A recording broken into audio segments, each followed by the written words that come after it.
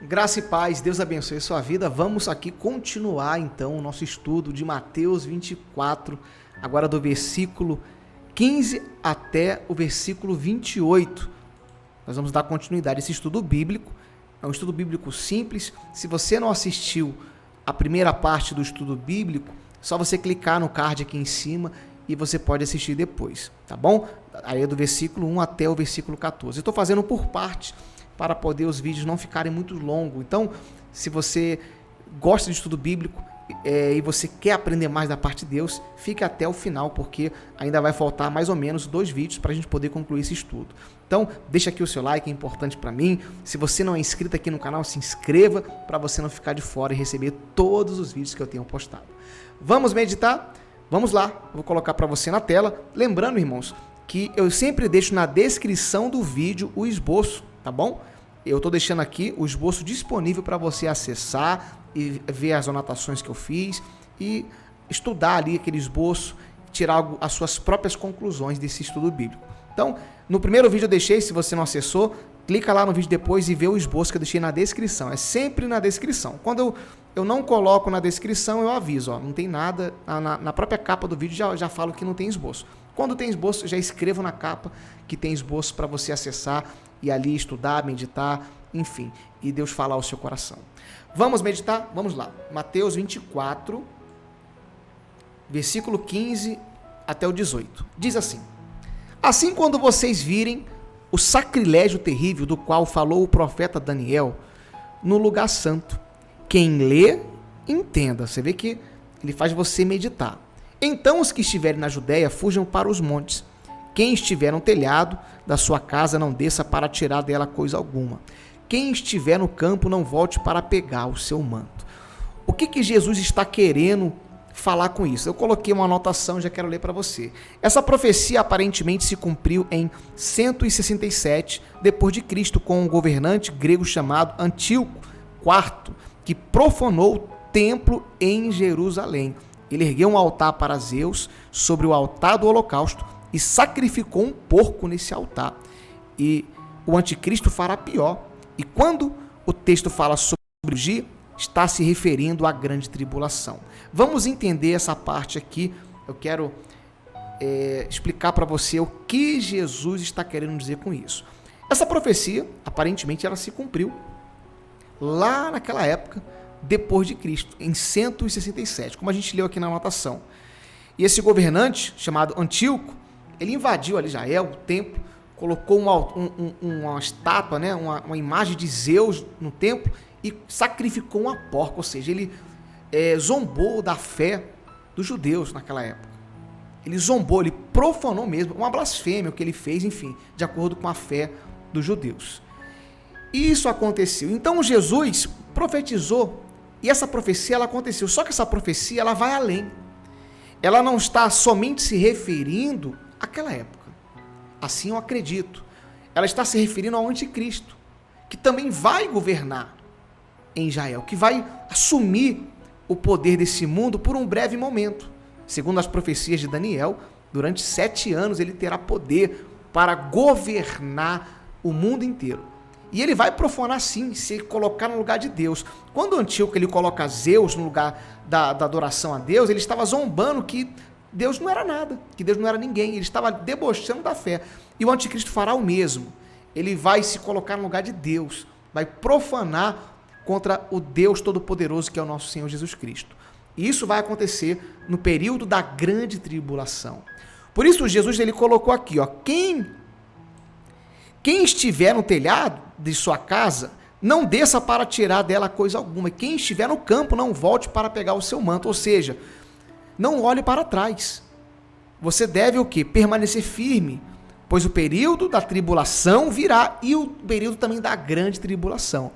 Eu creio no arrebatamento da igreja durante o período ali dos 3 anos e meio e depois virá então aquela grande tribulação. Eu creio que a igreja será arrebatada. Alguns teólogos, eles creem que a igreja vai ser arrebatada depois da tribulação, alguns creem antes, enfim, tem uns pré-tribulacionistas, tem uns pós, independente se a pessoa ela é pós ou pré, o importante é que ela crê que Jesus vai voltar, e eu creio que Jesus vai voltar, meu irmão.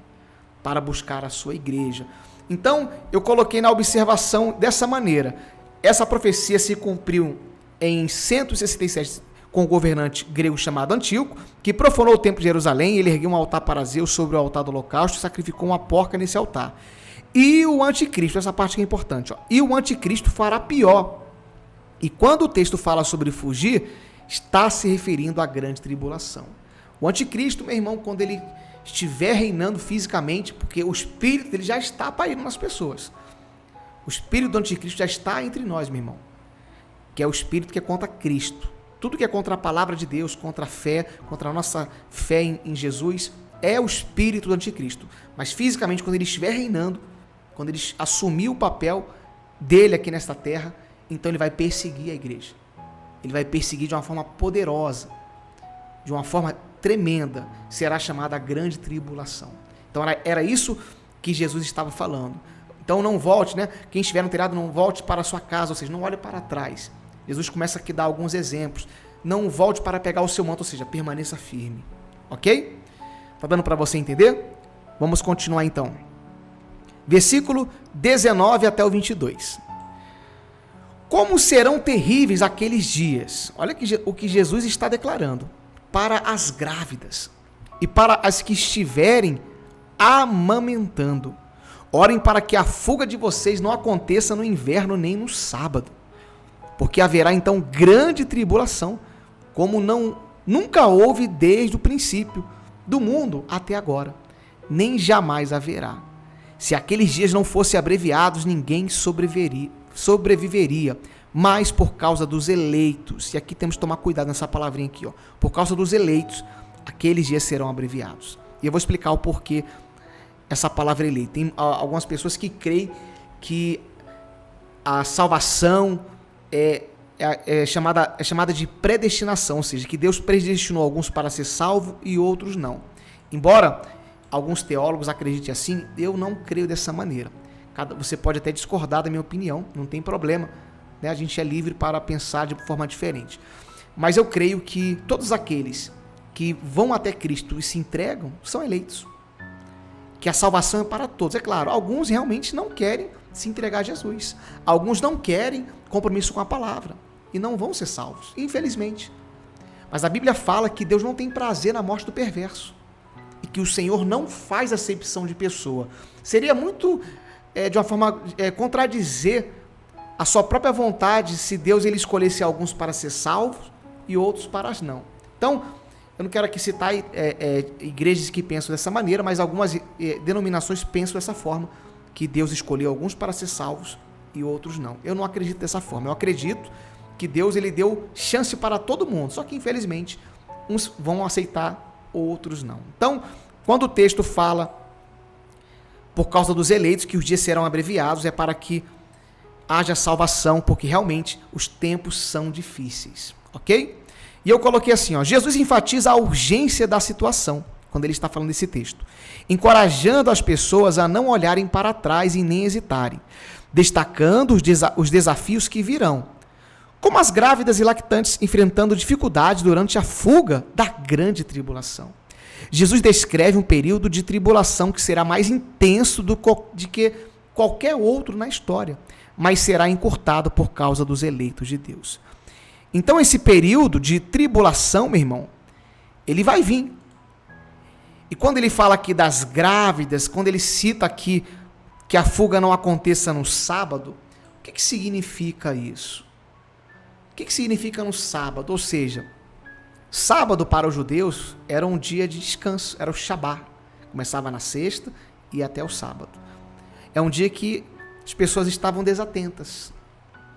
Ele está usando uma metáfora aqui para poder nos dar uma lição. Então, ó, orem para que a fuga não aconteça no sábado. Por que o sábado? Porque é exatamente o dia de descanso. Geralmente, quando você está descansando, você está o quê? Despreocupado. Deu para você entender? Você está despreocupado. Então era isso, olha, não fique despreocupado. É isso que ele quer dizer. Estejam atentos. Conserve a sua fé, conserve a sua salvação.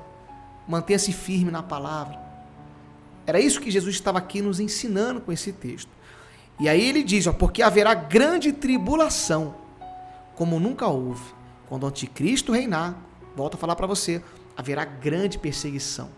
Meu irmão, e eu não quero estar aqui. Eu acredito que a igreja sim será arrebatada. Embora alguns acreditem que a igreja vai passar pela grande tribulação, independente disso, Jesus vai voltar. Nós devemos estar preparados. Ok? Então, era isso que ele estava falando, incentivando as pessoas aqui, como eu coloquei na anotação, encorajando as pessoas para não olharem para trás e nem hesitarem, destacando os desafios que virão e as grávidas, né, com toda a dificuldade que durante a fuga da grande tribulação. Ou seja, Jesus descreve um período de tribulação que será mais intenso do que qualquer outro na história, mas será encurtado, será abreviado por causa dos eleitos, dos seus filhos, dos filhos de Deus. E se você observar, a cada dia que passa parece que os dias estão passando mais rápido, as horas. Eu não sei se você já percebeu isso. Alguns cientistas dizem que o tempo está acelerado. A gente não percebe, né, na nossa correria, mas parece que os dias estão passando mais rápidos. Quando você menos espera, passou uma semana, um mês, 2, já estamos aqui chegando no final do ano. Ou seja, as profecias estão se cumprindo. E o que nós devemos fazer? Cuidar da nossa vida espiritual. Isso é o mais importante. O mais importante do que ficar discutindo certos assuntos é cuidar da nossa salvação, manter a nossa fé em Cristo Jesus. Ok? Para a gente poder concluir aqui então esse segundo vídeo de Mateus 24, agora do versículo 23 até o 28. Então, se alguém lhe disser, vejam, aqui está o Cristo, ou ali ele está, não acreditem. Olha o que Jesus está falando. Pois aparecerão falsos cristos e falsos profetas que realizarão grandes sinais e maravilhas, para que, se possível, enganar até os eleitos. Vejam que eu os avisei antecipadamente. Assim, se alguém disser, ele está lá no deserto, não saiam. Ou ali está ele, dentro da casa, não acredite. Porque assim como um relâmpago sai do Oriente e se mostra no Ocidente, assim será a vinda do Filho do Homem. Onde houver um cadáver, aí se ajuntarão os abutres. O que significa isso? Vamos ler a anotação? É importante observar sobre os falsos messias e profetas que realizarão sinais e maravilhas para enganar as pessoas. Ele destaca a importância para não sermos enganados. Sua segunda vinda é comparada a um relâmpago, que é visível em toda parte. Ele adverte contra os relatos de que ele está em locais específicos. Sua vinda será visível a todos, e será um grande dia. O versículo 28 usa uma metáfora comum da época, indicando que aonde há corrupção e decadência moral, representada pelo cadáver, a intervenção divina será inevitável. Então vamos entender o que esses versículos estão nos ensinando. Então ele diz, olha, vejam, ali está o Cristo, ou ele está ali, não acredite. E realmente, surgirão muitos falsos cristos, já surgiram e continuam surgindo. A gente já viu isso até no outro vídeo, porque ele ressaltou isso. E aí no 24 ele fala, aparecerão falsos cristos, falsos profetas, a gente vê muitos falsos profetas, infelizmente, que farão grandes sinais e maravilhas. Ou seja, tem pessoas que fazem aí sinais, maravilhas, meu irmão, tudo isso para enganar o povo de Deus. Tomem cuidado, nós devemos estar atentos. É exatamente o que ele disse, para enganar os eleitos. Veja que eu os avisei antecipadamente, ou seja, Jesus já está nos avisando antes, para a gente poder cuidar. Assim, se alguém disser, ele está ali no deserto, não sai, ou se disser, está dentro da casa, não acreditem. Então Jesus aqui ele está falando, olha, não acreditem nisso. Por quê? Porque ele diz, porque assim como um relâmpago sai do Oriente, né, e se mostra no Ocidente, assim será a vinda do Filho do Homem. Ou seja, já viu quando tem um relâmpago, aquele trovão? O trovão vem depois do barulho, né? Um relâmpago já é o trovão, ele não faz um clarão no céu? Então assim vai ser Jesus quando ele vier. Todos verão. Quando Jesus voltar, não vai ser para uma ou duas pessoas, vai ser para toda a humanidade. E hoje com a tecnologia, você vira uma câmera, você manda aquela imagem para o mundo inteiro. Então todos verão. Por isso que ele fala que vai ser como um relâmpago, ele dá um exemplo. Todos verão Cristo. E aí ele continua. E onde houver um cadáver, ali se ajuntarão os abutres. O que é isso? É uma metáfora. Jesus ele fala que é uma metáfora. Que metáfora é essa? Eu coloquei na descrição que eu vou ler para você novamente. Só o finalzinho dela. que diz assim, ó. O versículo 28 usa uma metáfora comum da época, indicando que onde há corrupção, cadáver e decadência moral, representada pelo cadáver, a intervenção divina será inevitável. Ou seja, Jesus vai voltar e esse mundo vai estar perdido. Irmãos, o fim da humanidade é essa, é a perdição.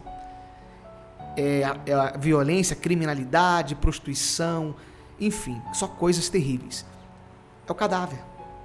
Essa metáfora que Jesus está aqui nos mostrando. Haverá abutres, ou seja, as pessoas vão estar ali. Então a intervenção divina, quando Jesus vier, todas essas pessoas que estão perdidas, elas vão se arrepender. E vão se prostrar e reconhecer que Jesus é o Senhor. É isso que ele está nos ensinando. Ok? Então, essa é a segunda parte que eu queria compartilhar com você. Espero que tenha sido simples, ter expressado para você de forma bem clara. Se ficou alguma dúvida, coloca no comentário, tá bom? Lembrando, irmãos, que esse assunto de escatologia é um assunto bem delicado. Eu estou aqui tentando ser o mais simples possível para que você compreenda, passando a minha visão em alguns aspectos, ok? E que o Espírito Santo ele fale mais no seu coração, que você seja abençoado com esse estudo. Lembrando que eu vou continuar então, como vocês pediram, a terceira e a quarta parte desse estudo de Mateus 24. Em breve vai sair novos vídeos aqui no canal. Se você gostou, deixa o like, é importante para mim. Que Deus abençoe a sua vida. Lembre-se, o estudo está aqui, ó, na descrição em forma de esboço desse vídeo. Só clicar lá no link e você vai acessar. Que o Senhor te abençoe grandemente. Fique na paz e até o nosso próximo vídeo.